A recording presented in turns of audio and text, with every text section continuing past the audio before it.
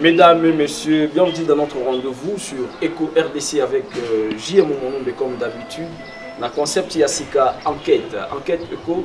Où est concept de Salame Paya, boss Jean Thibaut depuis Suisse, na PCMBOT. Et pourquoi pas appeler ça, confrère, on a ba consoeur, il y a chaîne Nabiso, on a bandi na Fanny Katalea, na PCMBOT. Pourquoi pas à Bob Molema, sans oublier Nora Kalonji, big up à vous. Côté équipe technique, Namoni Peggy Walungwa, Nassima ya caméra, et pourquoi pas Domi, côté régie, et sans oublier Verdict Yoka. Bienvenue, comme d'habitude, dans le concept de Sika. Enquête, et quoi les autres idées, il y a Rosolo là, na garçon au bate kaka, babokoko. Donc, tout bien, garçon est fait. Bateka souvent bakis na babar batambolo na bilo na mitu bateka rabanzete ba poussière o sala ke moto azomela masanga il faut somba tsana na kati ya vera masanga ou soit il faut à manger ou soit à kende nango ba tout est là pour que à purger na Eco RDC tozwa ki de ya kolobela yango parce que ba na poto basenga ki il faut to lobela yango lelo na émission na biso enquête.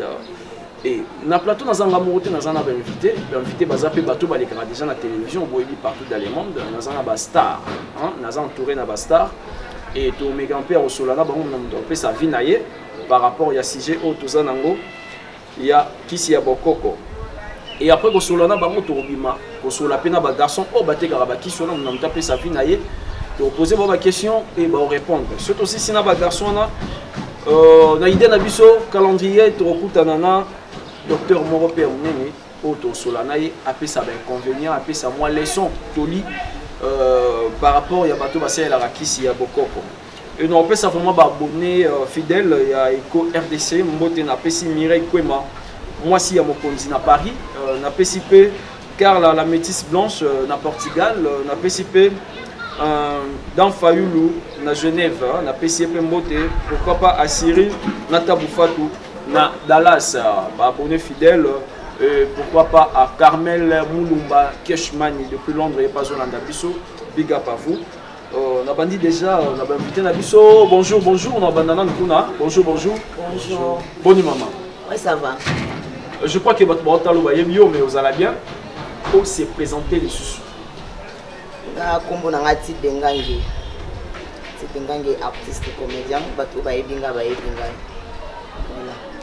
Merci beaucoup. Je crois que l'artiste s'est présenté déjà devant vous au Mounier.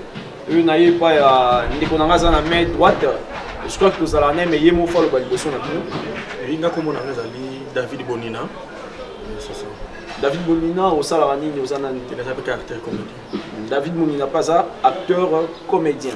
Et il y a une gauche Nangai. Bonjour. Bonjour. On vous appelle comment? On s'est présenté de Bosso à Bandeko Bazola Gabiso. Komunanga Elmi Bosako, Komunanga Elmi Bosako, naza actrice comédienne. Actrice comédienne.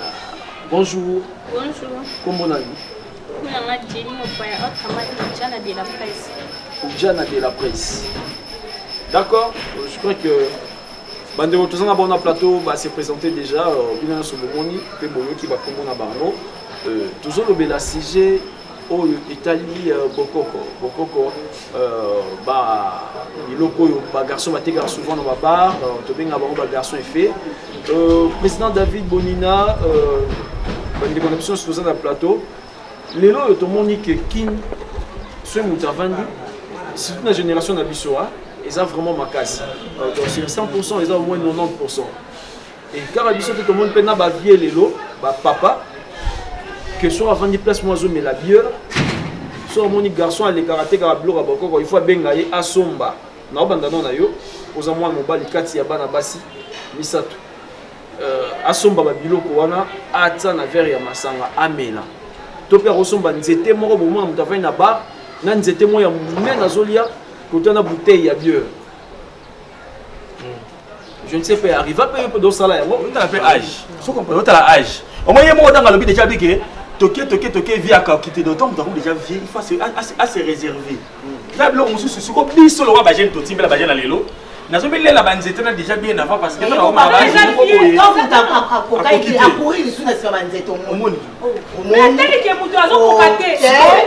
excusez-moi, ceux qui n'ont Hollande mignon a dit que conséquence il y a banzete on est ça là nani petite amine ex na yowana akomana état on azalé na azal fete masa jeune garçon mais ex ko mela bi mela azal kwa David ka gabarit ma bon yoka on déjà des abouis so c'est naturel au tu là on suna beaucoup que PC naturel on pas naturel beaucoup naturel après tout tant que moi qui mbiolongo na ye moi matakita na ye moi tu sais mon gombo na ye ayo bakisa moi corona ye tout ça c'est naturel nakati na mwana produit chimique exact loko nzamba sali nzete ba bimsi na samba bale mais le nom comme de baby ça c'est bon merci président Jenny pardon Zéla n'a pas sa parole on oublie que Mugombo otengi ba kombo parce que nani apesa ba kombo ya banzete wana to ba mais ça va découverte papa ça va découverte ba kombo nani koko nani monango ba koma yango wa c'est là ça va moi le loyo de toujours le baboy so osongi pena bien na histoire au moins le loyo ba biso ba jeune so za na basimi ba lozo mona ngota déjà charge ko kati eza na mbeto to ko kati mais telle interroger histoire ba ko na so kala ba na rem so mona papa moko na 7 femmes. Et tous les 7 femmes maintenant mourent dans la satisfait na ndenge na yi donc bani ba père on ba yeba déjà biloko ba na kolala na yango ba langwa na yango ba lera yango lelo ba jeune fille na biso zo mona ba ujana nde ba zo ganga gangawa et belé ba West Africain ba biso ba parce que West Africain to teke lamba maintenant na mugombo na muno c'est vrai ah oui alors on discuter na lamba mais ateka njete mona muno biso ba kino te ba gite trop ba divers ba ni tant te ko comprendre oh wana ya boto ngamba lelo so ba boy so ko subina mwasi okenai papa le basi ba gourmand so gourmandisme na o sala mona na zoto na yo mo teke oko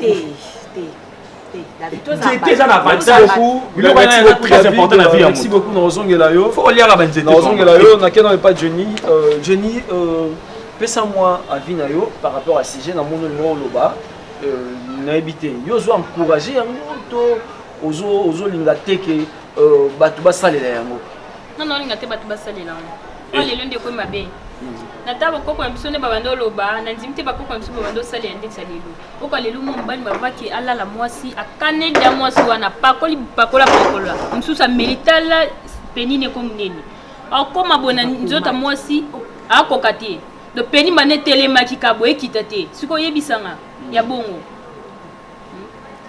ta kuma aza contre pour bakisi wana siko moni yo mo ba monsieur mema ba opena liwa eloko ekitate ba netelemaki ti ayo kufa pe kabo na sentiment akoko sa lo monter akomi la paix merci beaucoup Jenny wana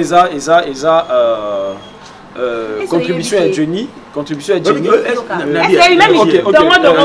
c'est bon personne n'a idée dongo eti ngai mobile na nga c'est ka dongo na su dongo na kati yango kande ya mulai na kati yango na tona verre à mai na c'est sur ba 2 na tona verre à mai na laisse sur na tona butu na tona la lisi yango na tongo amelika mai wana donc tona za mobile na nga la mbet non c'est retrouvé mais bi teke za boko non nenge siko ça ngeta wana wana ba tsa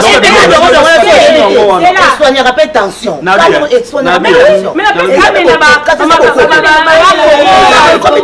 comme déjà beaucoup ah bon maman déjà passe aux hommes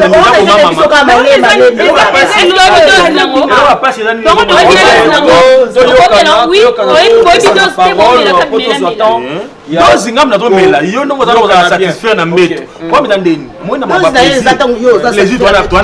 plaisir na maba plaisir toza tina 7e ciel au motu faut comme na plaisir moni ebele ya bato vanda bandako moi tout d'abord non je suis mongo moni baba ka mobala mongo le kiliboki ngulu vous comprenez mobali il faut au même mbase ebele bavanda bandako mabala wana tam soupe basala na babota bana 5 mais maman se retrouve na plaisir ka jour moko jour pena papa pena kanaka betaka mabele wa ye moi na okana vite pour atia 3 bi donc pour le baquet n'a pas plaisir ba tu soupe babota mati abali akufi na 58 ans mais tu as plaisir on za babomba na ndaka balate donc plaisir ya mbeto ça il faut moi ça comme matin na 7e ciel so pour moi ça comme wana il faut se préparer moi papa ils ont la canne. Non, mais est-ce que préparation, moi, ça kaka babo, coco, préparation, ça peut régime alimentaire. David, papa, je ne sais pas. Non,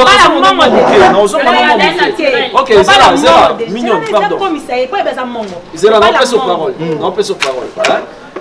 Président David, on l'a dit que coco, voilà.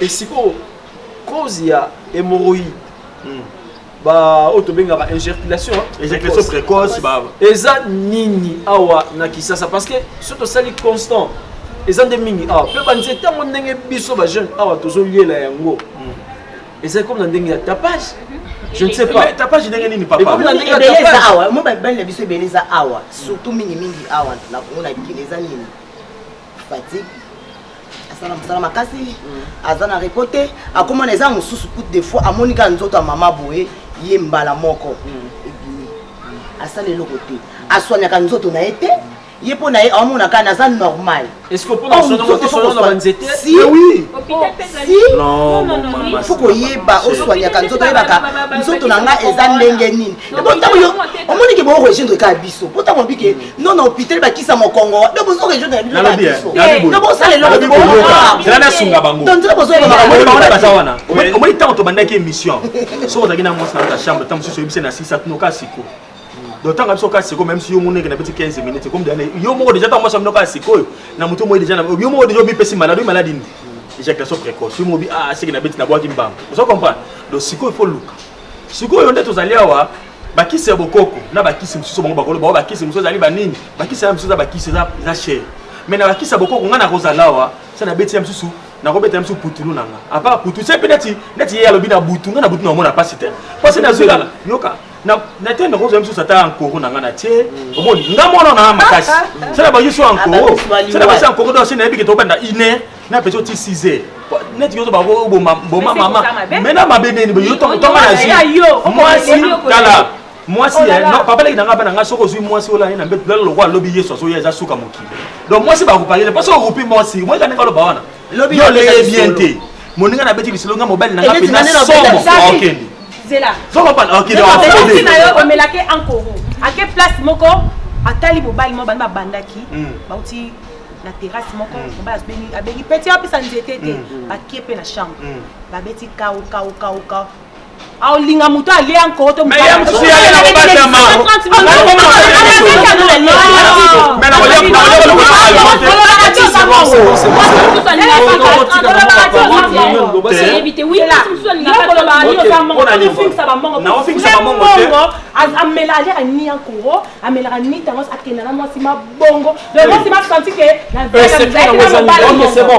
c'est bon secret nango esanina que vraiment assez la rabanzete on a té ba poussière on a té et à qui normal peut à ça me ramener normal c'est quand on vous anime maya malilio pour balancer pas biso basiti to sur la maya malila 6h dans notre biso quand mon papa kota senti et ça peut ba mi bali ko papa on a péton au skoli maya malila ton avant que musala au beti maya malila au skoli bien na selo mateno à rouge et puis ça pas force voilà yoka teka ya rouge ta tu douche teka ya rouge na pesi papa bona yo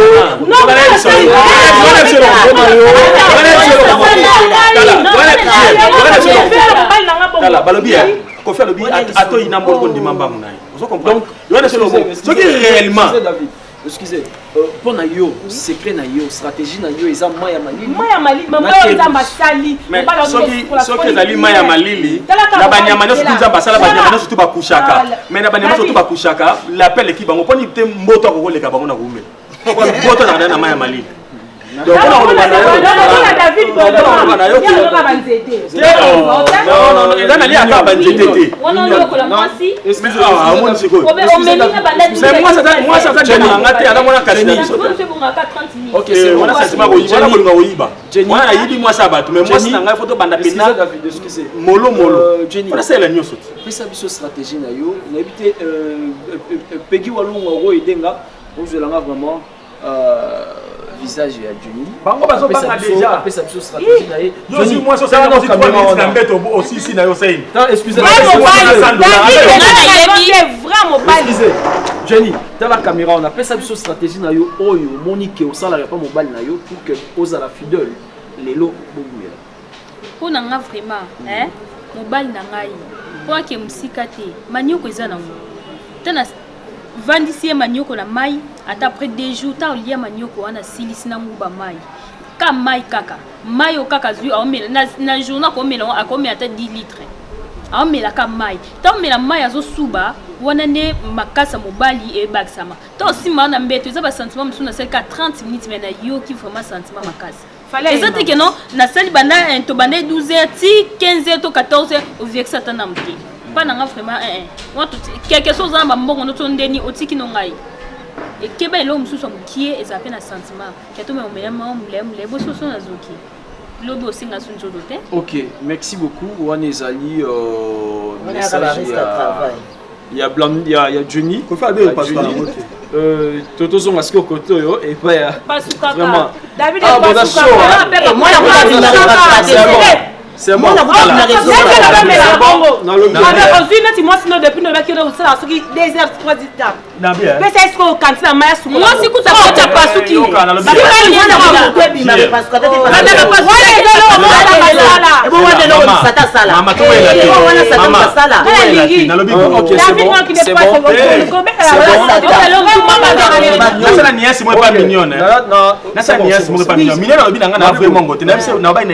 Mongo, mobile ya mongo aleki liboki ya ngulu na goût différence entre goût na dire eza biloko bibale. Vous comprenez? Moi si mususu okokota oumeli na goûter. Moi si mususu okokota oumeli te maza goût na dire eza deux choses différentes. Siko na zone loko mama otikolo. Au moins tant moi ça kenda libala tant lié aux moisi.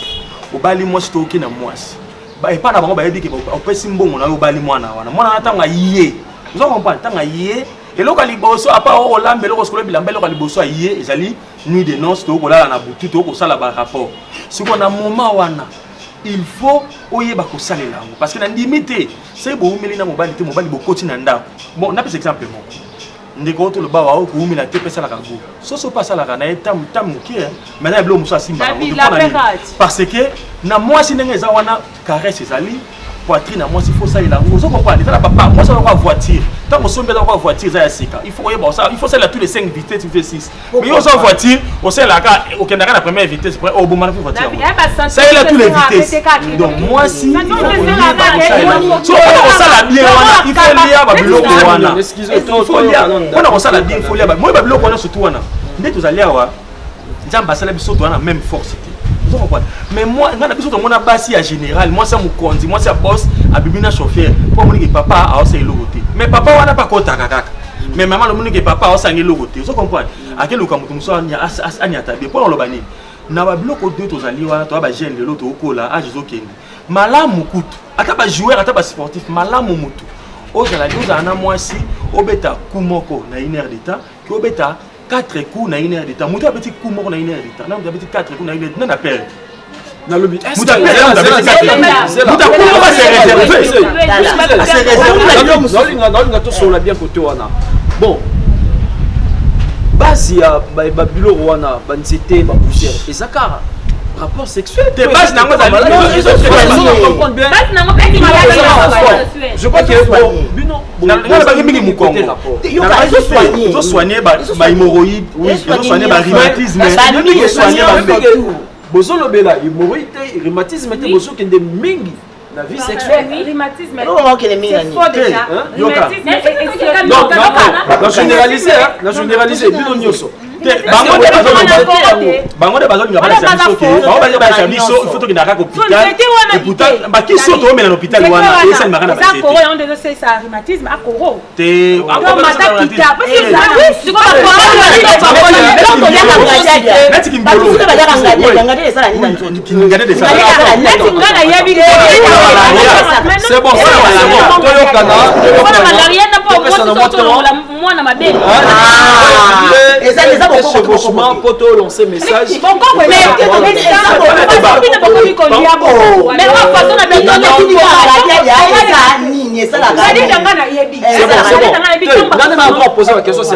bon ok c'est bon n'a posé gardien des amis Ngadia eza kisi boza rapport na malaria et soignaka ba malade belé pe ba pona mabele c'est moi ça kasi mabele pona kauka et son apport na misu donc eza makambo ebele na kati eza basé na malade ebele na kati kimbiolongo pona oskola makila kimbiolongo ça la logo ya pa na makila kimbiolongo soignaka makila ils ont traité ni dans autres mona ko oskola makila ba pona ma infection ba kimbiolongo ndo mona ezala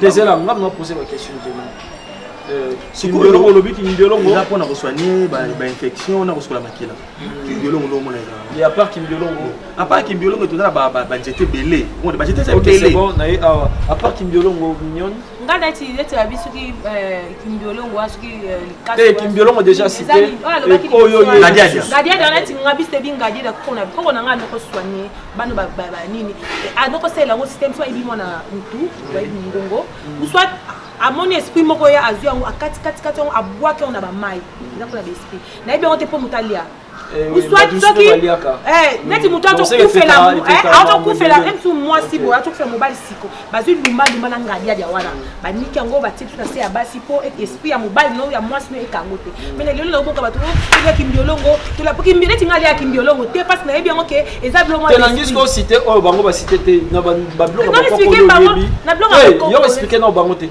ngana bi bango ba cité ngadia dia na kimbiolongo kimbiolongo so ba malade ya mbetu te ngana nga ba bokoko na ebite so eza ma autres te mbetu ya makila na makasa mona bosene kombo nango biza agambila kombo na équipe ta makila est-ce que ba garçon batambola blo na mitu batambola nango te na parler siko mingi na biloko ba garçon batambola biloko tout ba garçon ba otambola nango yaka mingi biloko ya mbetu c'est vrai oui en fait ba comment ça c'est nzete mo boy matakita nzete za mkieboy le fimbo to vana quelque part garçon atiango na masanga et puis sinon fula masanga donc garçon comme le quoi la paix moi ça mokimi akomo bana kanga maki moi ça mokimi ba yo bana wana posa la ni banda kanga wana posa alors tiana donc kanga to beta chambre pona ni bato akomo le quoi la paix au po allié abi singa wana so ameli atila masanga masanga nzete mobo atia soki ndenge ni mais abongisi matina ye bandi ko lela mais allez là excusez souhaite on comprend bien na badnyo so wala ndabiso pour na mignon ba garçon ba tekara ba blur na tout ba garçon fait wana biloko nyo so ba tekara ezara ya mbe yo poni bateka ya mbe yo poni bateka ya mbe parce que ba garçon ba tekaka batambola mingi na baba ba yebi keza lié oyo mingi za place ya ba love moi sina mobile c'est aussi maman na bengi yo to vani na ona shaba to vai na yo na kimbuta to vai na ba kimbuta tena ba hotel déjà comme on ba hotel comme déjà c'est muta koti muta yo tete aussi baté parce que ba hotel balinga ba ko te po ba éviter banani ba koti na kati mais na lié na ba na ba terrasse ya les public ya biki awa to batami mutu te to ko somo maman na bengi si yo olenga yo consommer ngata ba $50 ole omeli siko autant on a surtout na chambre to na chambre to beta ba bill donc tu as bill ok na obo sur 50 mois ofélé un grand bête no bill c'est là David soto lo ngono ba kimbiolo ba biloko no wana tonga pardon yo sam biloko wana hotel na bandaka na mokilisa yango na bandaka sa yango pourquoi na babysitter yo kana bandaka sa yango pe na sala pe bazo mususa yango mais ça ba provision na nzoto moi ngazalia na ko sala pe na ko lia pete mais c'est na koti moso senti que na otokuta na mobali donc on a ba na ba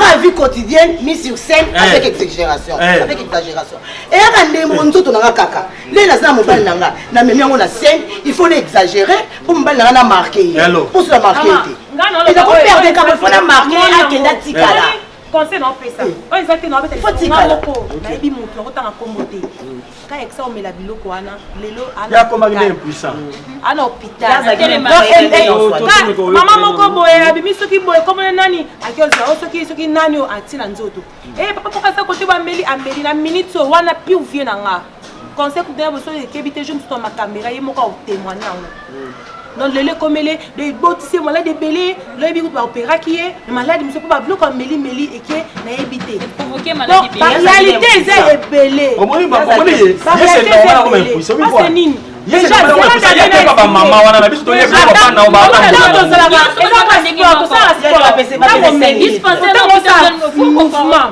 nzoto nyonso makile esa mouvement déjà omeli biloko atongo ezaka moto osegroge wasuyo te omesi moto osegroge wasuyo te dosama mneso omona so elo te nde bato bamela bani balobaka ntango nameli bana mo bato mikie eza sikosa donc ntango ameli wana wapi ovie nanga kati bameli yango anokomela soki ye ndo oyoka te so azaka liboso tele boye aoki ke hôpital mo ebimi boye mbango akei donc na minute baza mama yemokoza libiki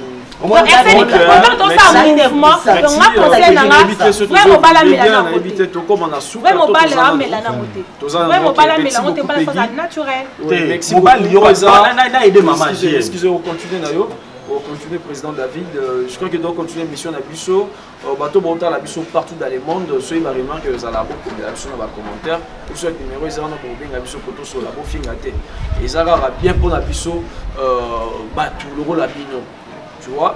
Donc souvent tout ça les constant, qui s'y a beaucoup comme vraiment moi mini, il y a beaucoup là qui t'ont créé concept oyo pour nous yeba, ils ont apporté nini. Avantage nango eza nini ba désavantage nango eza nini ba convénient nango donc peuple azokufa sans les savoir peuple azobonga sans les savoir donc moi naza au milieu du village naza ni contre ni pour et je suis là suite au ça la constant mingi na émission onde to bandaki bandeko baza na main droite na ngai baza pour bakisi ya bokoko oyo tobengaka banzete bakimbiolongo bamatakita bamakasa nyonso ezangaka ya bokoko bapesi na baraison na bango bandeko baza na main gauche na ngai bango baza contre bazopesa mpe nakoloba bazopesa mpe baraison na bango oyo esali ke bazala contre bakisi wana ya bokoko so na kolanda mingi ndeko David alobi ke ye asalelaka yango mpona baraison oyo ye moko apesi donc sans yango eosimba te il faut asalela yango ekosimba te te zela nga na ndolanda bino souvent na débat tosalaka nga nazoobserve provision déjà na nzoto nalandi mpe mama na ngai la star alobi ke ye aopréféré kutu petite ami na ye il faut asalela yango pour ye comprendre que petite ami ya commissaire il faut asalela banzete wana e na ka oyo namoni bango basalela yango mpona vie sexuelle c'est pas on sonne peu malade basalela yango excusez basalela yango mpona vie sexuelle to bakisena malade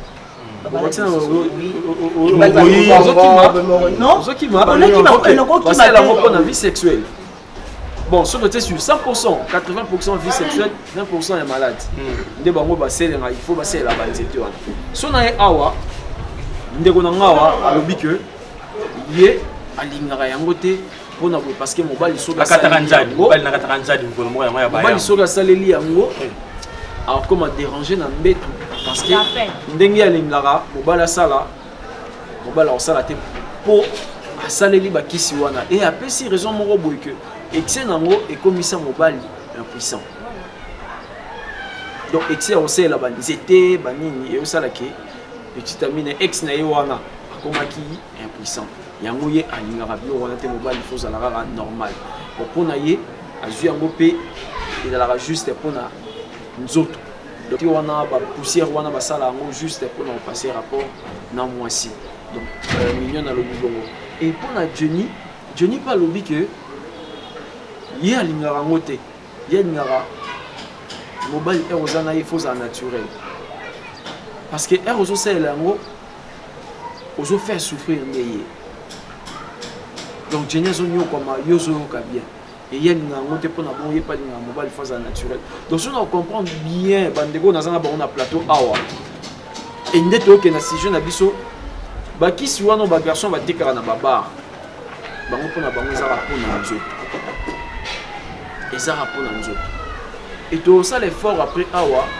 tozwa interview ya bandeko batekaka mpe babiloko wana bakoexplike biso et après bango tokuta mpe na docteur moko ameka mpe ya koexplike biso baconséquence ya banzete bapoussière bambuma oyo bandeko tozoliaka mingi na tozotiaka na masanga et souvent mosusu tozopurge e bapesa biso baconséquence nango nakozonga vraiment na droite na ngai epai ya président David Bonina azali eloko oloba olingo bakisa eloko moko bananga bakisa eloko na eloko oyo olobi c'est vrai omoni biso bato oyo tozosala bakisa bokoko na toloba wake sa yango na okoka parce que naza na mpe jeune nzoto eza nano mais nazobakisa yango mpona koprévenir déjà mais omoni médecin prévenir nini te mpona kolobake déjà eza lokola eloko koba deti ndeni nazokotisa eza kisi wana provision na nzoto na nga oyo nazali awake ata nakomi na ba 50 ans nzoto na ngai ezala jamais kobeba parce que nazorespecte nde naolia banzete na ngai bokoko ezosukola ngai makili ezosukola yango mokongo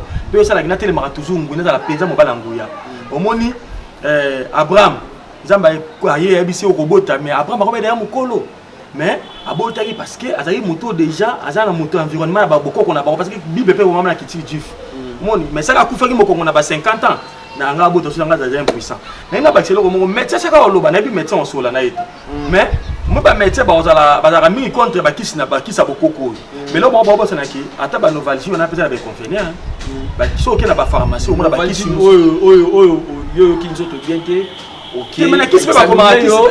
examine yo basali ordonnance oke kosomba oui ata ordonnance kisi mpe bakomaka ke soki omeli kisi eza kisi mpe eza poison oyebi kisi mpe eza poison kisi eza poison soki outilize yango voilà ndenge moko mpe na bokoko donc bokoko na biso mpe ndenge ezali wana il faut yeba ozolia nzete oyo eza ntina nango eza nini ozolia yango mpo na nini ozobaka mpo na nini ozosala yango mpo na nini c'est ça donc soki oyebi ntina eloko moko soki oyebi te ozala koyeba eza liwa ndambo il faut yeba nanga baka président David alobi ke alia yango mpo atia provision na nzela omoi moto oyo eza wa moto soki ameli namelaka bien mpona azwa apeti mpona alia bien donc soki biere eza te oza na apeti te donc ezoka ye soki ameli ankoro te alie soki ameli soki kitama ata te atile poussière te ata batile eloko aboye akoka te déjà mesana déjà nango mais oui déjà mesana nango ata omeli yango te okokosele po idéokokanga na chambre banatongo nga nao banatongo kotiela kote banatongo ti yo mokolo balanga te oza na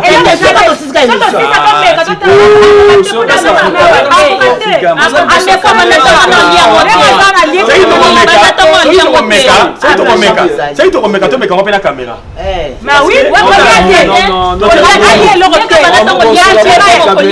bosolanga après caméra toza off bosolanga après caméra excusez émission eza que toujours apporter en plus na bateau bazoyeba te oyo bazosala tu vois donc na mutu azozwa mwa place na ye amoni ya bien akotisi ya bien akotisi ce bomeka ngo pour que émission est vraiment important émission est important na bandeko nyonso bata biso surtout na baabonné ya Eco RDC parce que vraiment de basengaki émission oyo epai ya boss yango boss akreaki concept ya enquête tozolobela mingi sujet na biso toza nango na plateau awa ezo apporter un plus donc bandeko baotala biso eza na motu oyo aomona côté eza bon azwi côté ya mabe atiki donc biso eza mpona ko éduquer toujours au masse je crois que tozo tu sais la vidéo image ya ba garçon effet donc o ba tegara ba kisi ya bokoko to tu sais la vidéo image na bango et par rapport à la question to poser bango et ba répondre et après to zonga na plateau pour nous conclure na bino et le mona docteur oyo a intervenir merci beaucoup. Oui, bonjour chef. Boni. Bien. Où est le business sur ça là-bas? Très bien. Ok, aux en direct sur Eco RDC, on a vu partout dans le monde. Et toujours parler sur business oyo bino bozote kababenga bino non souvent banane. C'est toi bakopera. Bakopera par bakopera en terme moko boye o bakino ba mesana ko employer sur bato basala business oyo. Et ça na bato su ba benga bango net ngai na kola ba nzete. Ah ok. Ba nzete. Yo dawe on nani? Kola banzete. Kola banzete. OK. Siko oza moins mieux placé chef et là justement manquer le pardon. Oza moins mieux placé expliquer biso babiloko oyo. Oyo traitera nini oyo. Ye asokola ka barin mukongo masuba mogoyiti. Asokola ka barin mukongo masuba hémorroïde. Il traitera pena hémorroïde. Et bon siko oyo. Ndongo asisaka njini azapona potali. Pour na potali bumuna en Chine. Je crois que bat bola da biso bazomona et bon oyo. Ikaso esi saka pongi. Ikasu esi saka pongi. Ok. Et bongo oyo. Kita mata asisa soma sana munoko. Apesa ndira nsokuta na momi. Donc kita mata asil sara solo ya masanga na munoko pe apesa force au moment que ozana partenaire na yo. Ok, merci. Bongo oyo ezani. Oyo ezaka même j'étais. Non, pêche. Eza pour la malaria mu Congo libumu. Oyo eza mu pêche pour la malaria mu Congo na libumu. Et bongo ce qu'on était pour na mona lokwa koni oyo. Te oyo eza mo gombo. Ye avimbisa bord apesa pa endurance sokuta na momi. Mu gomboro et matsara volume. Il y a peni et puis ça va sur nini. Et vimbisa bord. Et si ça pa endurance sokuta na momi. Et si il sera tout bâti ça. Et puis ça va endurance au moment que aux en partenaire na yo na air à rendez-vous. Merci beaucoup. Dans ce monde banzete c'est belé Peggy. On continuer et bon on va nzeto dans un monde dans le rôle là et ça d'abord une année tes autres comme tête na pour les ndenge nango eza sikeza ndenge nango eza lolango eza lolango basi la ngonde eza anti poison eza pa biloko ya sucre moi ba poison mike so liango eza na poison na libumu tango le nzete onyoso osanzi on merci beaucoup oba comme nani die vanda komini on a vendu na wambaka tiens. Ok. Et si quoi musala oyo na ndenge o expliquer ba malade des autres traités. Est-ce que soit tant ya kotangela yango to expérience yango zo ngo pa ya banani? Expérience nango na zongo à partir mo ke pa bokoko. À partir ya village na mizo wapi? Village. Biso Kenge. Village nini? Kenge. Donc à partir kuna nde balaksara yo que nzete oyo musisa oyo et traitera boye. Bon, je crois que félicitations, bonne continuité dans Moussala Nayo. Message nous relancer pas bateau baotala yo par rapport à Babylon Nozoteka. Ngana kolo bailo ko mogote puisque ngana kolo kan jete na teka ngana kan jete. Azape na bakilia ebele bo ba ibingai. Donc presque bakilia musupe na za na badino na bango ba pesa ngai. Puisque bon bazate soki bazali mena koki la ba numéro mususu ngana za nango. Mais eza nango pe soki bazali mbena ko présenter bango puisque bazana bango te on présenter bango za. Merci beaucoup, merci na abonné à Eco RDC, Peggy Walunga merci, je crois que tozo une de qu'on a biso oteka ba banzete oyo PCP ba na rolo bani a pesi nini Peggy. Et a pesi ba raison na e à décortiquer a pesi ba exemple ya banzete ba malade des autres. Comment on a Comment makasi ba Siko vandu wa avandi na kanu Siko vanda kanuka Siko musala no zo sala wabenga wona teka ga biloko banyango kala banyonga ni ka mikolo. OK Siko ko expliquer biso o etretera nini ici ça l'estomac. Ici ça rapongi na estomac. Et comment on a les casus ici ça rapongi na estomac pour na chiko ndenga lo ibongo bongo oyo bonga dia oza ngadia yango sala nini na nzota moto on a fièvre jaune na malaria fièvre jaune na malaria. OK chiko sote awa o etretera nini omndongo oui eza pona angine OK mundongo eza pona angine et bongo awa okitamata isala nini sisa sola masanga esa endurance zote eza mwa blingo peso endurance. Donc kitamata et bongo siko oyo ezani wana kindolongo sur l'appareil Congo na masu siko et bongo oyo eza lolango anti-poison siko za na âge ni eza na 12 ans oza na 12 ans. Est-ce que ça permis moi na 12 ans et ba makambo nyonso yo zo loba oyo là c'est nazo som na tuni loko esalani na bazo faire expliquer na bongo na pensée. OK kopal oyo siko tozomona awa mwa bokal moya muna ko simba.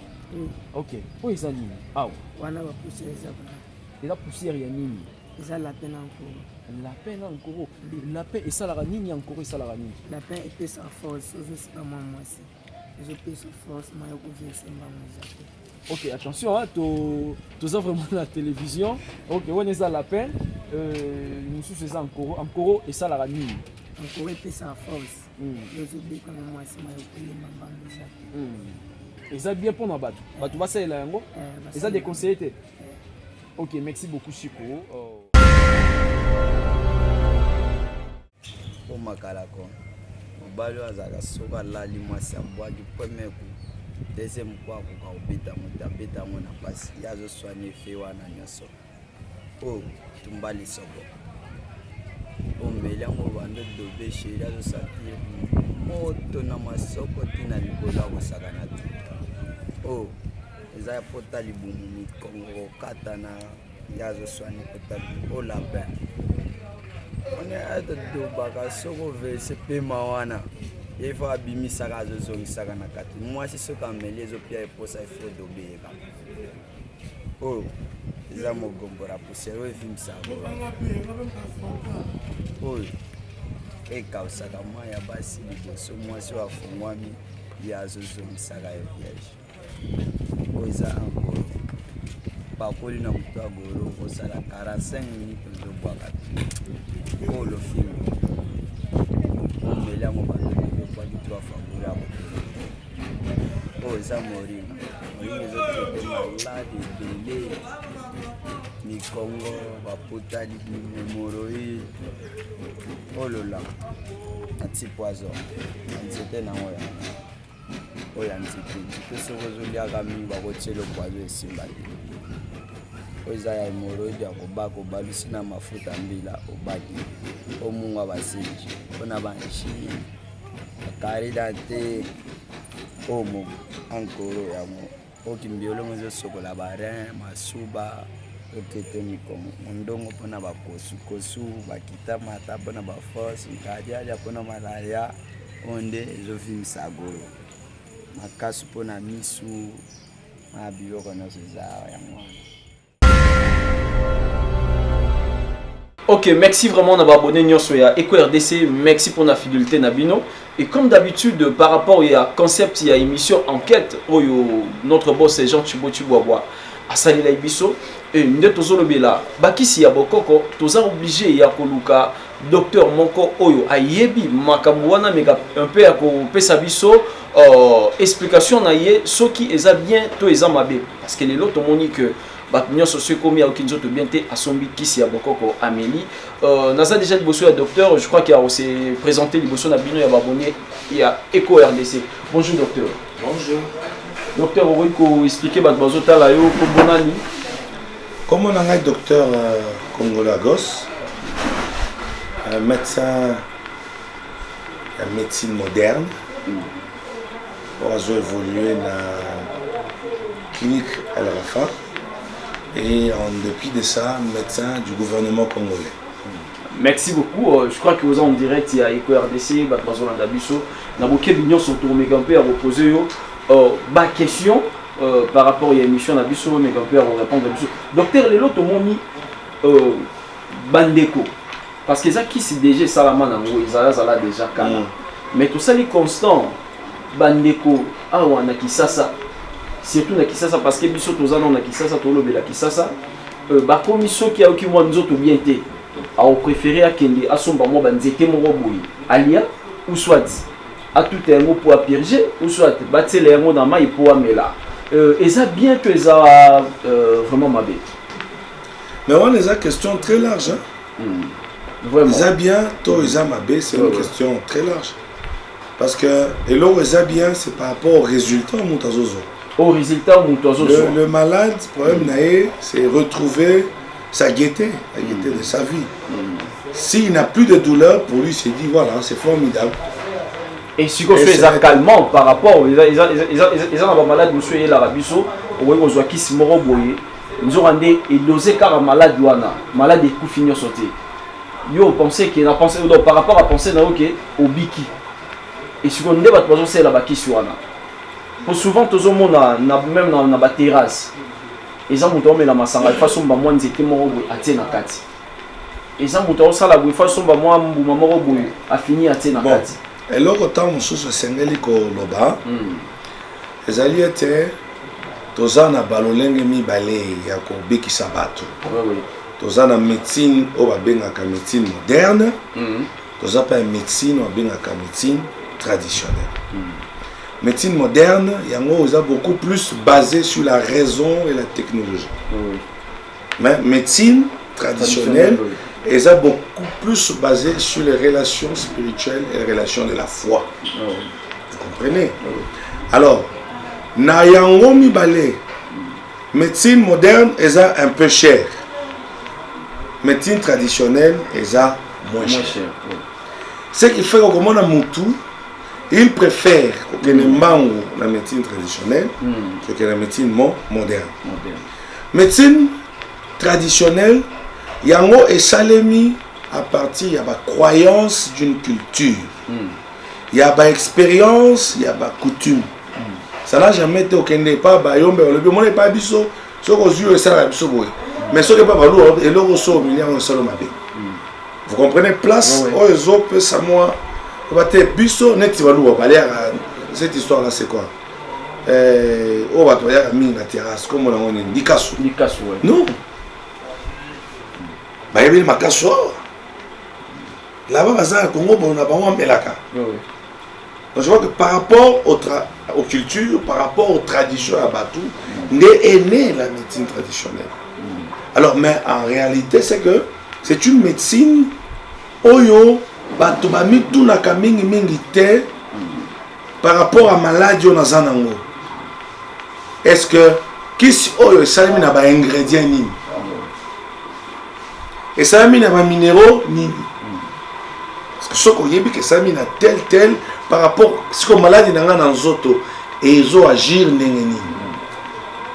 Ça on appelle la physiopathologie. Parce que la médecine moderne va vous expliquer on est malade dans ça dans autres. Et ce qu'on a tel pas et bimi et baby c'est ce que sangolo. Alors qui ce qui gagne ce qui sont les ça dans autres et quand à telle place est bloqué telle chose et bimi c'est telle chose. Tu vois? Mais la médecine traditionnelle les athées. La médecine traditionnelle c'est sur base d'expérience. Puis qui même au oiseau comme un petit mot boaliaka, mon gars moto, ça qui porte kauka. Ah, ben dans c'était wa. Biso fait tout ça là-bas. Mais il n'y a pas moyen de connaître quels sont les ingrédients qui sont dedans. Ouais, comme le malade, son problème, c'est les résultats qui sont escomptés. Il se limite par là. Mais on n'a pas mindé le comment on a commis inconvénient. Mais dans les noirs, les médecines traditionnelles, au moins tu as commis inconvénient. Donc tu vas prendre ça comme ça. Alors depuis les soleils, que non, ceux qui ne connaissent pas si.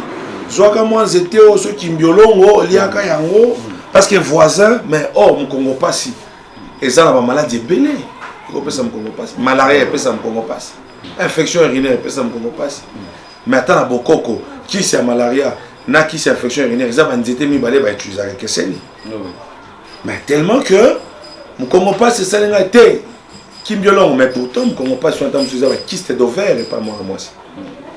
Mais ma PC pour les hémorroïdes, non, mais ça il faut des hémorroïdes. Vous comprenez pas c'est quoi ça là? Alors il y a un bête moi, bah mon soeur ah oui. Il a une lordose avec elle, mais donc tu vois que spécificité, il y a un symptôme, et ça bien précisé dans la médecine traditionnelle. Sur ce, nous on a alors les inconvénients ils ont. Et c'est que tant aux il y a bongo.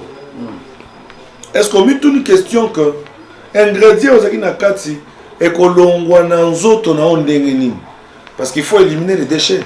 Est-ce que c'est par le foie? Est-ce que c'est par la rate? Est-ce que c'est par le rein? Est-ce que c'est par les fétures de caca? Ou par la transpiration? Ou par les larmes? Parce que nous sommes évité. Au meli après un temps on le vimbi. Et au vimba une année après, mba so betanga et pas koko avant pour frater. Ça li mba sauter.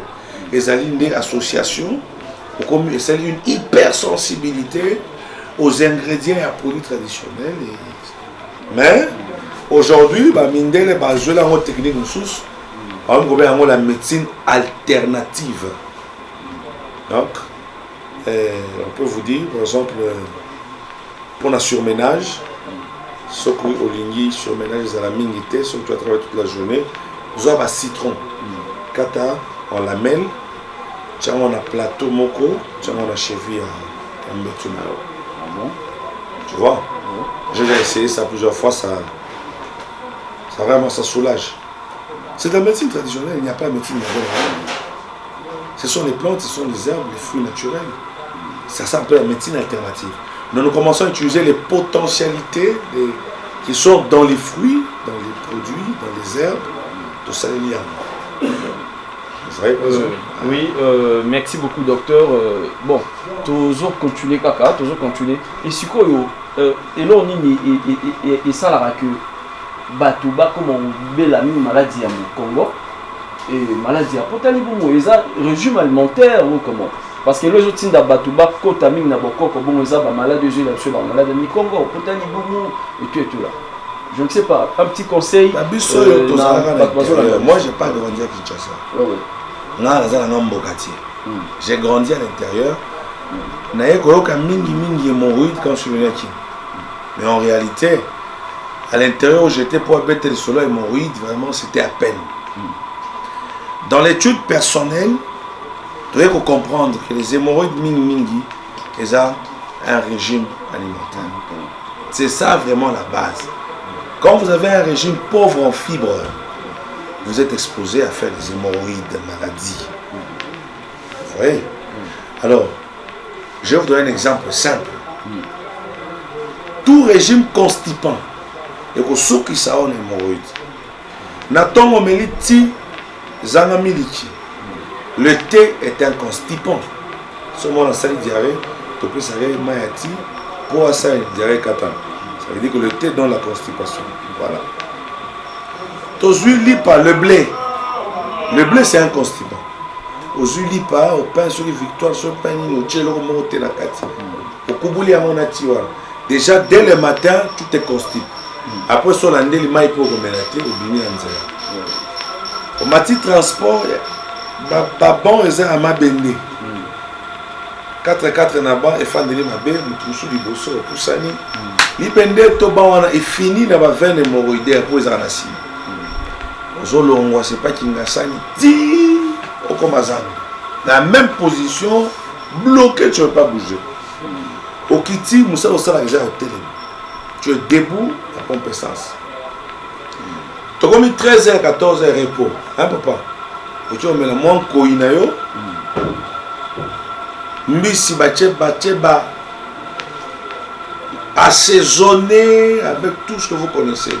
Cubia rouge, cubia noir. Vraiment, balégisi ba épice. Or, un plat très épicé, responsable, son nao, baxi kwanga likolo. Kwanga, constipant. Aussi ici, kamatinko et 4 bouteilles. La bière, constipant. Il n'y a pas d'eau jusque-là, aux zones. N'a pas après les boulots, yos qu'on a batige. Ouais, maïti c'est quoi quantité. Tu rentres chez toi à la maison, madame a l'ambélionini, cuisse, na soupou, na ngai. Même toi. La pauvre me dit vraiment maï. Et la nuit, tu ne veux pas te reposer au bandit hanche-bois. Encore un problème. Vous voyez? Donc prenez comme ça, au salut la journée, à ta 10 jours comme ça. Automatiquement, façon de se soulager comme un passe.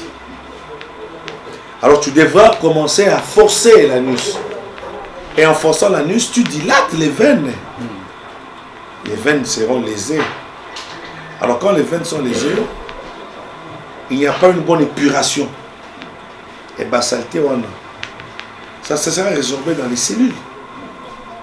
Vous comprenez? Oui. Et par conséquent, on passe hémorroïdes. Et c'est plein ici à Kinshasa qu'ailleurs, à cause des conditions de vie. Donc, il y a les boucheuses à cas, constipation qui entre dans le cadre du régime alimentaire. Donc, pour éviter cela, prendre au moins 3 à 4 litres d'eau par jour, dans les 24 heures. 4 litres. 4 litres dans les 24 heures. Ça va vous permettre d'uriner pendant très longtemps. Après, quand vous allez persévérer, vous entrez dans Olia Kaba régime moins ébélé, Oezana Bandunda, Oezana Biona Binomso Beranini.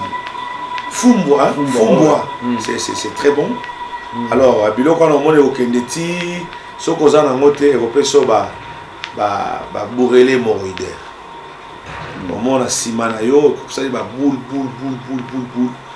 Les alliés veine ou on a des choses, nous mettons la carte mission. Ok, merci docteur pour nos détails. Les autres sont rappelés, bandeko bazota là où ba yebagité. bazo comprendre moi moke en attendant de continuer mission la mission docteur sikoyo pona pour éviter à part otangi mai ça qui est important fois mais là-bas l'eau c'est la vie bien sûr mais pour éviter vraiment malade oui bien sûr mai bon me rappelle big sara mais ming baba lo barake l'eau c'est la vie pegi walungu on éviter son azoko ça l'eau c'est la vie toujours continuer na docteur sikoyo à part comme la mai mingi ils ont senga moto alia ndenge nini babiloni esenga ke pour moto alia à se sentir à l'aise toi qui m'a vraiment maladie wana monsieur sur tinda surtout kota na bakisi ya bokoko bon il faut d'abord manger bio hein il faut qu'on lia mingi biloko naturel pas tant le bio naturel c'est comme si tu fais la médecine traditionnelle déjà pour les biloko trop chimique les sauce soit bon moi yandakala dongo fait tout ce qui est naturel quand on dit manger bio voilà ambisia mai ya o cha formol parce que formol wana ozola Thomson ba cha formol wana il fandité tant ozola o la Thomson te o la peine formol wana donc bref mangeons naturel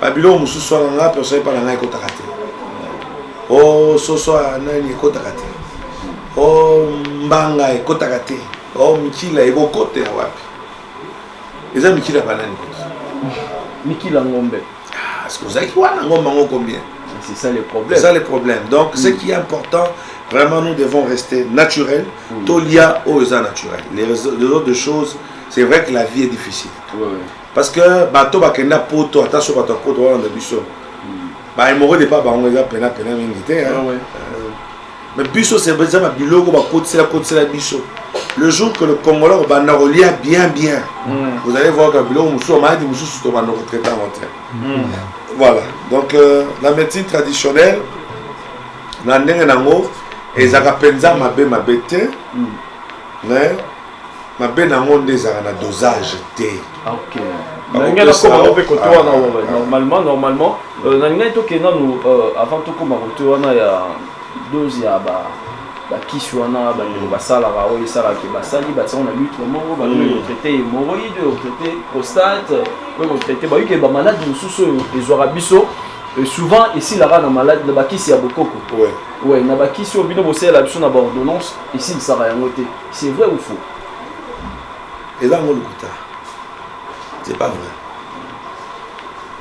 les deux médecines sont limitées on déplace biso na hôpital na biso to bakisa ki goma donc ça veut dire que il y a un moment moto fa point ça veut dire que vous êtes limité à un certain moment et comme problème spirituel il faut invoquer Dieu à ça makamuna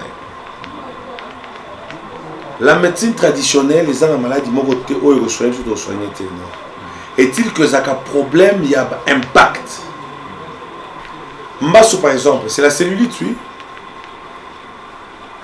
et ça a tout temps à la classe c'est une gangrène ouais c'est une cellulite c'est une gangrène qui peut être humide qui peut être sèche totalement alors il s'est fait que Nabuso côté à Mindele nous allons faire un décapage il faut trouver la partie nous sommes à Béwana pour que partie est bien ça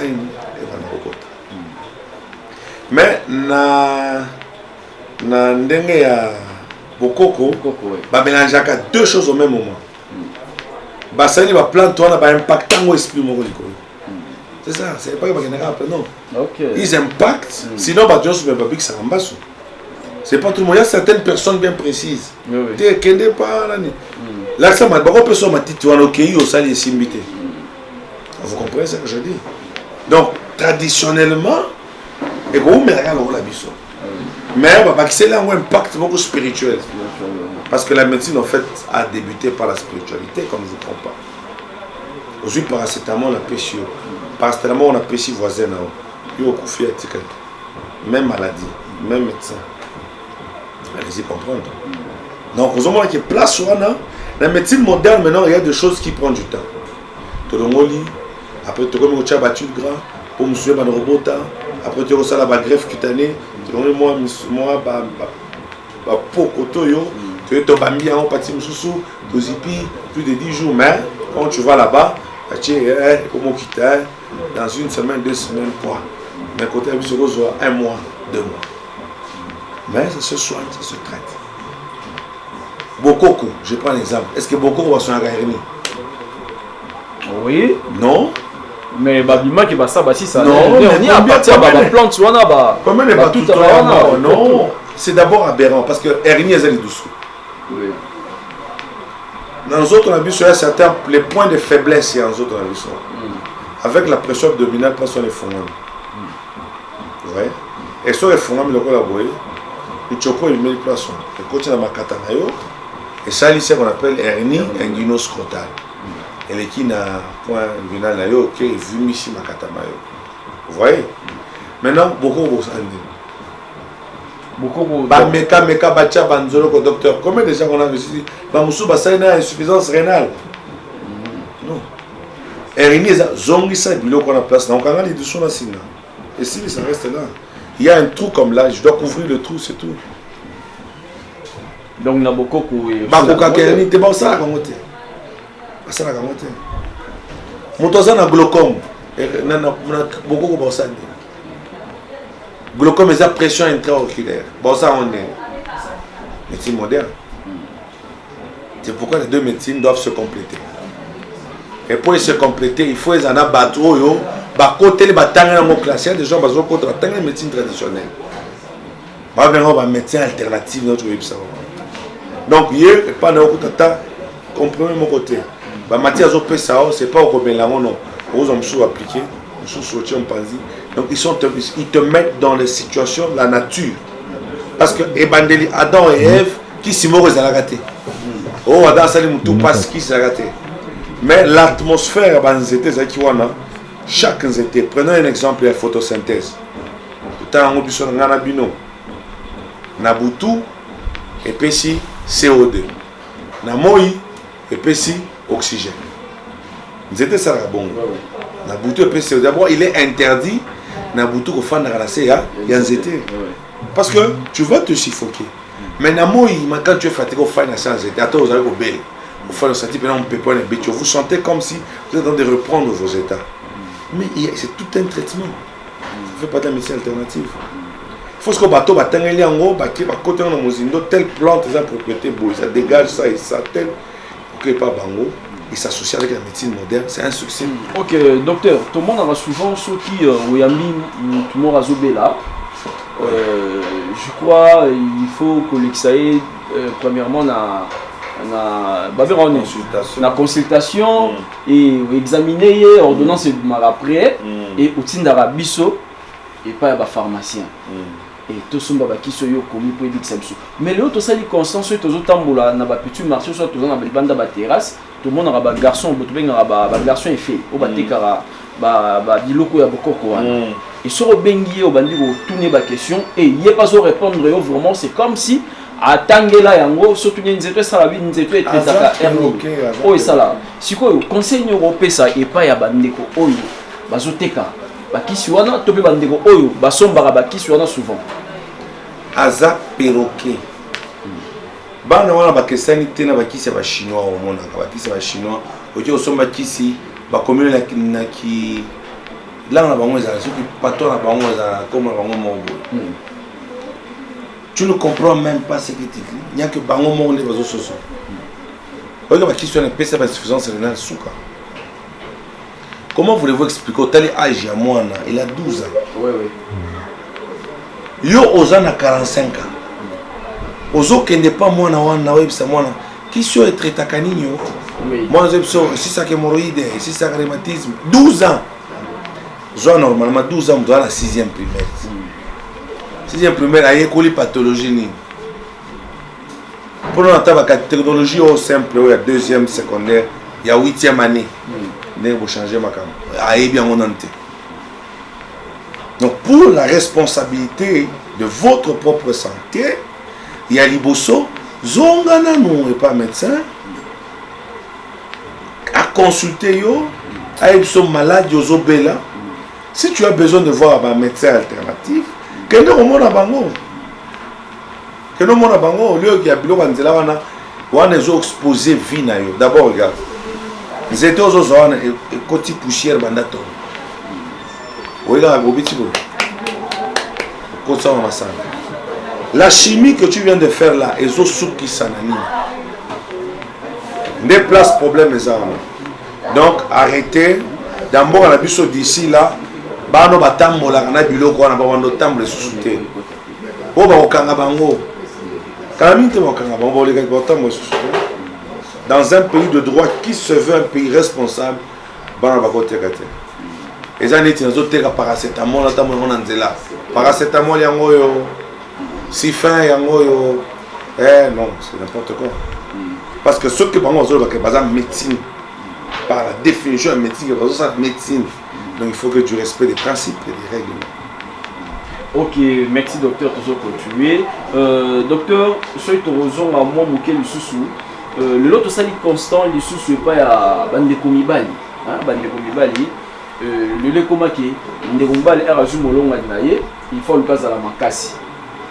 Et ceux qui a ça vraiment faible, il y a nous tindara souvent bande komibali ba kenda ba kisiwana et pour baliaka pour que épée ça ait force. Bon, suppose pour que Moutou a une force naturelle, ou soit a une force yazalainango, ils ont senga nini. Yango appelle ça bino combo, pikiliki, kundu, wanzot. Les autres monde va belé, ba maman on a besoin de la télévision, ba papa besoin. Ba maman éléphant. Oui, c'est ça. Ba papa ceux qui béton. Alors il y a ceci. Il faut que les gens comprennent que force sexuelle ya mutu ezalaka basée na alimentation na ye. Force sexuelle ya mutu ezalaka basée na psychologie na ye, na psychique. Quand une personne n'est pas sûre d'abord d'elle-même, automatiquement force virile et kitaka. Tout c'est dans la tête. Moi je suis médecin. Les femmes viennent, je les déshabille ici, oui. Madame, enlevez vos habits, n'a pas touché. Et ça n'a ni chaud, ni froid. Parce que c'était un matériel didactique, moi, c'est le travail. Mais il suffit qu'on a changé d'idée, na moutou nangai.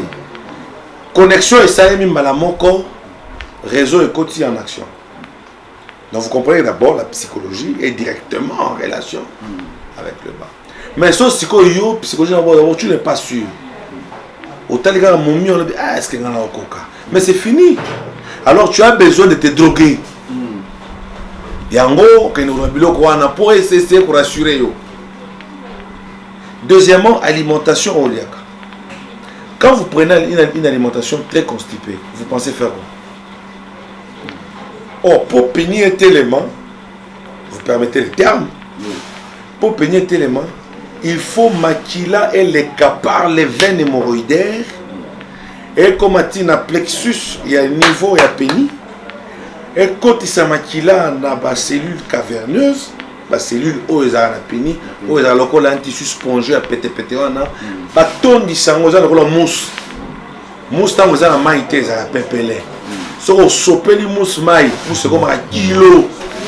C'est la même chose, tant que tu as côté dans la cellule, on va pénis sentir que non. Bon, maintenant, toi, tu manges, tu es constipé à tout moment. Maquiller la place parce que la veine les a bouchés. D'où maquiller comment bien t'es. Donc voilà les deux choses, mon ami. Bien manger, être sûr de soi. Et le souka, préparez vos relations sexuelles depuis le matin. Et le alors tu sais que non, tu as beaucoup travaillé. N'importe maman au poids, qu'est-ce que tu veux faire? Ça commence à se préparer depuis le matin. Chérie, ça va? Les petits pamphlets, comment photo, comment... Tu te mets déjà en condition. Et la femme est déjà en condition. Souvent déjà la journée aussi au petit mois des chéris de la gauche droite après. Et l'eau ce sont des infections. Des infections urinaires. Et il y a un pays les misakama en bal makashi. Makashi mingi. Parce que qui n'est qu'au bloqué au niveau du Congo. Nous avons au niveau de L4, L5. Donc voilà un peu les Batika Babilo Kwana, prenez ça. Mais il y a des banzétés à beaucoup comme des aliments. On appelle ça des suppléments alimentaires. plus vous les prenez, ça vous redynamise, hein, ça ça va cellules jeunes. Ce n'est pas que c'est tu oses en haut, bah moi que fait non, aux autres en haut, on se pose pour rajeunir ma cellule. Comme il y a un médicament aujourd'hui, qui s'appelle, je crois que ça viendra. Acti, je crois, 5, Acti 5, quelque chose comme ça. Acti 5. Donc, ici, on a, vous le prenez pendant 6 mois, ça rajeunit vos cellules. Non seulement, même si tu avais déjà 50 ans, que vous prenez ça, déjà la première semaine, ça rajeunit vos cellules sexuelles. Ah ouais, maintenant, vous êtes quand même susté. On a brassage, j'ai envoyé les gens. Maintenant, c'est devenu sur commande. Je vois que c'est $480, quelque chose comme ça. Ouais. Donc, on somme bien haut et vous achetez la France, et Yeti, la DHL, et tu récupères en gros. Tu prends pendant 6 mois et. Ah, c'était un monsieur. Donc voilà. Mais bref, vous voyez que Babylone, il y a sildenafil, il y a Omelaka, et on peut faire l'hypertension. Il y a beaucoup de gens, au lapin. Tu as pénal lapin, tu as pénal boé, mais le jour suivant, on a sur ma casse. Qu'est-ce que tu as fait? Tu as détruit ton propre corps. Donc il faut mettre ça de côté. Et maintenant, par rapport à notre débat, on a invité la mission autour de ça na bango. Et Missou Bazar pour, Missou Bazar contre. Ce qu'on Bazar pour, on a conseil européen ça bango. Parce que bango Bazar pour. Il y a Bilo Kona. Il y a Bilo Kona. Bango Babi, il va saler la réa. Que manger, c'est qui est comme un supplément alimentaire. Biloko ya cause à l'effet parce que tu te détruis toi-même. Dans une médecine moderne, les années yo au télé mobimba wana, ok comme la kifaru, ok comme la je ne sais pas moi x-1, ok vous êtes là comme bâti sur wana. Et ça va fait à 72 heures, mais après 72 heures. Et puis sur le médecin nango, c'est l'accoutumance, c'est comme la drogue. Ce que je suis dans la mousse 2 heures du matin. Maman, c'était un fan à Kingasan. Yozo fan à Barumbo. Il est 2 heures, je suis dans la mousse série, ça va pas, je fais pas. Mais sur le bloc, c'est un supplément alimentaire en toi. Tant que vous êtes en bonne santé, mais ça va m'en foutre. Et ce n'est pas la santé d'aujourd'hui. C'est une santé, j'ai mangé hier, je m'attends à foutre ta teinture pour faire bien. Ce n'est pas le même jour aux yeux, pas qu'on a mort, non. Au parole les lots, parole lobby, 10 jours, 15 jours, mon c'est ça ce qu'il faut faire. Prenez le supplément alimentaire. Par exemple, je peux prendre l'exemple. Dongo dongo. Maya dongo dongo, on a maya dongo dongo. Katikati dongo dongo, on tient la moulage. Au kangi likolo. Ok? Après ça, 2 jours, font le maya wana et le c'est vraiment, c'est formidable le maya wana. Pour mieux l'attendre, ok. Donc, est-ce que vous expliquez Batou, quand on a bien côté à Dongo Dongo, oui, vous expliquez vraiment Batou, bah na potu bazota là, et bah comprendre moi côté à Dongo Dongo, bah c'est la monde n'engeni. Ezalaka aphrodisiaque. Batou ça la médecine alternative, bah la qui ça qui est aphrodisiaque. Il y a un moment là, oh, bon bah il faut aller à Dongo Dongo belé. Maintenant tant sous ça sera gênant, le Dongo Dongo, le Dongo Dongo, tu vois un peu. Aux yeux en gros, vous l'avez bien. Au Katia, dame. Au tient mon bouteille. Au sopi maï la Katia. Sur les salis 2 jours. Bah, moi, Bolembo, on est mais côté la maï après, au purée, en gros, vous tirez la maï. Les Chinois vont aller à Dongo Dongo, oui, c'est à cause de ça. Au monde qui est ce n'est pas du cause à l'effet mamoko. On les a au monde au lit en haut, maintenant, pour ce lit en haut, il y a un peu d'autres traités, on a qu'à en autres, et tout ça. Par exemple, astuce, le miel avec la banane. Tu vois que ce sont des choses, ce sont des suppléments alimentaires. Dans ça, docteur Moko, les gens qui sont sous les alliés, gymnastique, il y a Penny. Est-ce que vous voyez bien où? Penny, c'est la gymnastique. Comme yo, quand on y est paquet, tu dois réduire les muscles. Et puis, paquet, même que le mon côté est plus sur ça. Il y a des exercices, il y a Penny. Pourquoi aller chercher le logo? Quand tu fais ça, au senti péni, ça prend de volume, ça prend de la longueur. Pourquoi il n'y a pas de choses en éléphant? Non, il y a un exercice à péni. Je peux vous les envoyer dans WhatsApp, vous allez voir. Il y a exercice à pénis, pendant un moment, dans la chambre, dans la douche, au sein de pénis, au senti, pendant il y a un pénis. Donc en fait, tout ça, c'est il faut apprendre, il faut connaître, il faut lire et avoir le souci à courir par où ils sont bien. Les choses rapides, et puis ça dans les autres. Parce qu'au collaga rapidement, tu es passé par des étapes. La même chose, dans la relation sexuelle, force à pénis et les grands étapes. Et bandi na mutu, au désiré, moi si on a, vous avez la pousse, tu as envie de l'écraser. Et après ça monte en toi. Tu vois, l'intellect est touché, ça envoie l'information au niveau du pénis. Waouh, d'abord le cœur. Vous avez un bâtiment, et pression à Makila. Et moi, je suis couché là, moi, si moi, ma pression, sans yeux, tension, au moins les airs, on m'a tabouché. Ça arrive au niveau du pénis, et quand il va cellule, et quand il est calme en lui, il va faire des heures, il va traîner.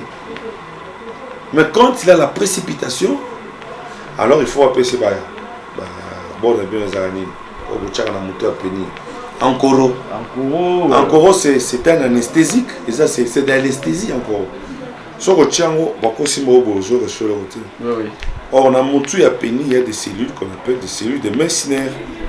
Les cellules, on a dit ça que, aucune sensibilité, mati, tant qu'on atteindre le seuil, quoi, tu libères. Donc voilà. Merci vraiment, docteur, pour nos détails. Je crois que abonné à l'émission comme vraiment. La place du Seigneur par rapport à notre concept enquête. Les ala qui créent et pas à boss Jean Thibault JTT papa social, c'est notre boss aussi. Tu comme vraiment dans moi souka, hein Peggy, je ne sais pas tout le monde vraiment dans moi souka interview et à Bissomi Balé. Merci vraiment pour l'intervention na yo na CGO yo. Avant aussi ça na yo, il faut au papier où les autres l'avantage na yo pour te rejoindre na katia centre na yo et mission na chose a vraiment suivi. Et ben na souvent ba ka ba vacances ba biloko lobi ya ba roya ba ozana besoin ba mona yo et on peut s'appeler numéro de téléphone mais il faut payer sa adresse il y a centre et au loba au lancer moi message pour les fort au sala ke ba sécuriser na centre na yo. Hello Kaliboso, j'ai oublié d'amener mon trophée avec moi. Ah oui. Dans tu as trophée à bon médecin de l'année 2018-2019 et bon jeune chirurgien de cette année, trophée au PCMA Gibusopa à Ouad Moussala, à Djassi, sous le patronage, le haut patronage du président de la République, à Tindakiba, représentant d'ailleurs. C'était une surprise pour nous. Donc, les a d'abord signe fort que ce n'est pas un médecin pris dans Zéla, donc c'est quelqu'un qui est bien assis dans sa connaissance. Toza assis dans ses activités. Toza a 2 centres. Sikoyo, centre à Liboso, 3 ans après Boti Ami Balé. Donc c'est pour dire que Toza a confiance dans Bisso. Toza a Yolo, commune à Kalamou, dans le quartier Yolo Nord 1, dans l'avenue Ngoufou numéro 7. Référence arrêt Jamar sur Kimwenza. À partir à Bongolo, croisement qui moins au côté à le nord, Oza dans Rejama au côté. Na côté Angaba, sur l'université, au l'équipe commune, Angaba au côté de l'université, au l'équipe Lafayette, les Boumba Zengele, Arrêt Kanyoka. Au côté Arrêt Kanyoka, na gauche na yo, na Ngambo Angaba, 2e parcelle, ça veut dire Kanyoka numéro 3. Aux en a 2e hôpital à Bisso El Rafa, au Bissomo, Topé Sango Kombo, Kibomango. Dans un militaire, militaire, moi, militaire, donc tous les agents qui travaillent dans un militaire, colonel, général, Bazali, dans ce côté malade, il faut une bonne santé. Alors, en dehors de ça, signal fort, c'est que Bisso, Topé, c'est important, c'est la santé à battre. Même si tu n'as pas d'argent, tu as la pharmacie, tu as le traité, tu as des agents gentils pour foutre Bisso après. Tu as 7 000 francs et pas Bisso. Consultation, fiche, examen de laboratoire. Au Yépena, au fouti, $80, tu opères appendicite, chambre VIP, Micro ça dans l'hôpital, tout dans la kyste quand à 80 hernie la même chose. Kyste d'ovaire $150. Myome 250 $300. Prostate bato poto bangi la ka. Biso to sala ngwa na 600. Et puis impeccable. Goitre to tu sala mususu à $600 goitre. Na ipsoni miku atozo sa. Mutu moko to dans l'hôpital bukane ba panzi 5 côtes. To traiter qui me bukani. To tche Minerve. Vous comprenez que c'est pas un petit centre. Mais des fois nous sommes limités parce que nous travaillons et faux perso. Nous avons une chose à rater. À part Kaka, Moutou n'a moi Miki Amad besoin. Si ce message peut toucher ton cœur, aide-nous ça la biso bien ma casse. C'est pas moi que tu vas aider, c'est la population congolaise que tu vas aider. Tu as la gratuité, écoute. Donc, il faut normalement, tu vas gratuitement. Il faut un partenaire basé à quoi au Tchapon. Donc voilà, je vous aime, votre poto. Robot n'est pas besoin de $40. Au lieu de mon temps, il faut prendre un robot à $40 à Boti. Césarienne, $250 à travers. Donc, le prix qu'il y a cessé. Ophtalmologue, ce qu'il y a consulté, 7 000 francs. Ce qu'il y a le ligne, $10. Donc, bref, nous faisons tout dans ce moment où elle a fait. Et en plus de ça, tu as spiritualité. Ça veut dire toujours ça, mais la peau, Zamba lobi makambo salaki ola mutu moya kiawa coucher na mwasi ya batu. A sala accident azoki yao. Une semaine après paralysé et mi PG. A fanya na comme olumba solo. Ba kiso pese simbate. Prière kanezaka tongo papa kimakinka kankolo kiti poa. On est bozomo coucher na mwasi ya batu tel jour. Totunya na biye so les airs. To bikendo sena moto na pardon. Non, mon qui a dit que Bisoka Bongo a okufa bakanga biso. Tu es obimise, tu bengi ba demone bozoye bakende ti et pas mutuana. So asenika pardon. Ba ki signon sto wana opesa esina.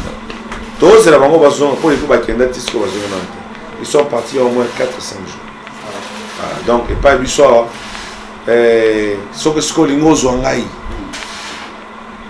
Nana pozo le secrétaire aux zwanga moko mbamo. 09 98 35 75 53 09 98 35 75 53. Le roi on a la RDC Tchakot soit au tchèque plus 243 soit au tchèque 00243. Voilà ici 9 98 35 75 53 Docteur Congolo Agos de Komorangai. Je vous aime bien, que Dieu vous bénisse. Un grand merci à toi, Docteur Congolo. Je crois que tout ça lié à Docteur Congolo a expliqué Bisso et par rapport à intervention naïe, oui des Bisso, batu otoyeba kité tout le bateau yeba et ba numéro ni yango na pesi o azana besoin rejoindre partout aux ali benga na ba numéro wana. Je crois que aujourd'hui Docteur Congolo. Pe bandeko bazana kisaso batala ba RDC souvent et adresse yango wana ya hôpital ba pesi et yaka okutana Docteur Bosola naïe. Un grand merci na babonné nyonso ya RDC. Un grand merci à toi, Sandra Boukamouchia depuis Paris. Merci beaucoup. Bel retour sur notre plateau, toujours avec l'invité fidèle pour toi pour nous clôturer vraiment l'émission Nabiso. Je crois Bolandi bandeko batekara ba kisuana na banda na awa na banda a pour na succès na bino poto vraiment na moi suka. Ne Bolandi ba garçon na mutu apesi exemple ya bloko ya zoteka expliquer yango yoro banet nini bana mwana neti mwana muki wana vraiment espérance ni azana ba biloko yemo mote moko iloko teka ebité explication na ebité iloko muto sali kambo ebiloko sa mo salaka on ayoka kike muto lobeke encore ça raboye na mbele tika pena ke gambela na somba ngona tsena teka alu kambo na c'est normal. Ah, nous avons monté que l'eau a été là, mabe, c'est maman, faut faire ça qui toko. Que nous voulons se plaire, faut faire peine, mais aïe bien ça, biteba, ça mouille. Mais comment le cambo non sagne? Et ce message européen c'est pas banal. Au ballon te kaba, ba garçon bazo te kaba qui sont. Un message ma exact que ba bo makat. Non botika vraiment ils a bien tout. Bon le moyen boluka moyen osala ke boyeba réalité bokenda bahôpital c'est tout mpo te bosala wana ezaki bobebisa bato bavie ya bato oyo eza vie na nga lelo osouffrir limelamela yo te eloko moto atuna esaka nini yo moko oyebi eloko esala te molobi kaka yebi na makwita masanga meli donc ekosala moto efe mono. Merci beaucoup, Mignonne. Nous sommes vraiment pratiquement arrivés à la fin de notre rendez-vous. Nous avons profité d'un peu ça. Dernier mot, dernier message. Et pas bateau bateau la biso, on a dédicace déjà pour gagner moins de temps. Les conseils conseil nanga ezaka ke soki onzoto eza bien te mukongo eza pasi ozo télématé oke ko hôpital être ça un problème boza malade mo malade wana e bomi nzoto nyonso oki hôpital okozwa soin na pas soki oyo munine so mela bo mele bomo lisusu donc ezaka bombo nanga na pesi na grand joueur à Bruxelles Joki Poi na pesi mbot nanga belé vraiment na famille Lwemba na depuis Pointe-Noire mini Lwemba Nelia Lwemba Lolo Lwemba koko ba fille à catalogue ba bi pense à Bouja Pointe-Noire donc bana nga les lab trop Ernest Bosako ben le Bosako dans les lab fort. Merci beaucoup, toquez pas Maman Jenny, mot de la fin, quelques dédicaces, moi rapide, un petit conseil car na bateau batali biso, on va bander na biso pe ba souksa na biso. Ah merci vraiment. Ba oyo ba salela ba nzete to ba pomade pour ba sexe ba pena ba ngoza mnene batika. So mo za problème, on to ni ke na hôpital pas docteur consulter, wa peso ba kiss. Après traité merci vraiment na bo sente babi les amis de Jenny Mopaya hein na bo sente to bosé belé faut pas mbote na bo se souté babi Loulou la rose grand c'est propre bientôt to c'est la kaka hein da kusna sur total kuna babi yo de maboko banque hein babi bandele ça maboko na de ba mbote beba onyo sur landanga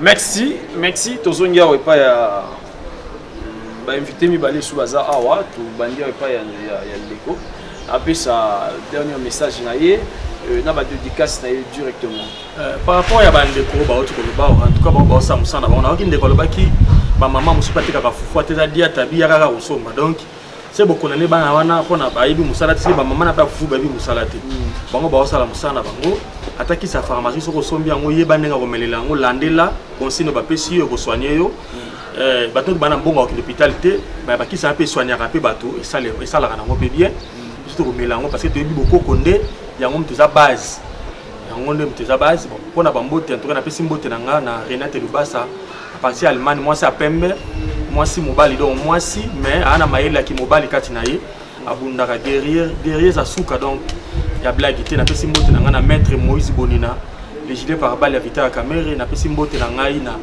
Maman Elodie Kalala, moi si à Poto ya Tongo, il y a 4h du matin déjà dans Poto en France. Après si mbote na ngai lisusu na maître Cédor le médaillé. Après si mbote na ngai na Joël Bonina na bandeko nyonso. Donc mbote ya moi. OK, merci beaucoup. Maman Tilde.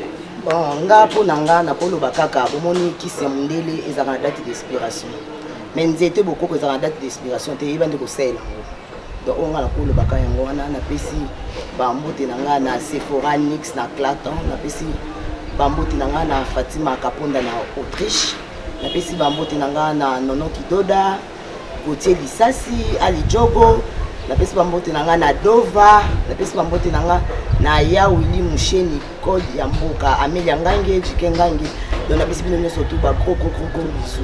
Nous sommes arrivés à la fin de notre rendez-vous avec JM Momonombe. Une belle concept de Papa Jean Thibaut Tubois depuis Suisse, enquête éco, donc toujours il temps il y a sur la bande na plateau et bon monipe toujours il temps sur la bande oyo batekaka banzite wana et toujours il temps il y a okende luka docteur pour na sur na ye et message ni yango yo auti ko pesa to comme vraiment na suka na opesa moi quelques salutations na ngai pas ya bandeko nyonso bazolanda biso na babone nyonso ya Eco RDC. Un grand merci premièrement na boss Jean Thibaut Tubois Eco RDC, big up à toi mon ami Guizé Emmanuel depuis São Paulo na Brésil, big up à toi aussi Sandra Bukamushia depuis Paris.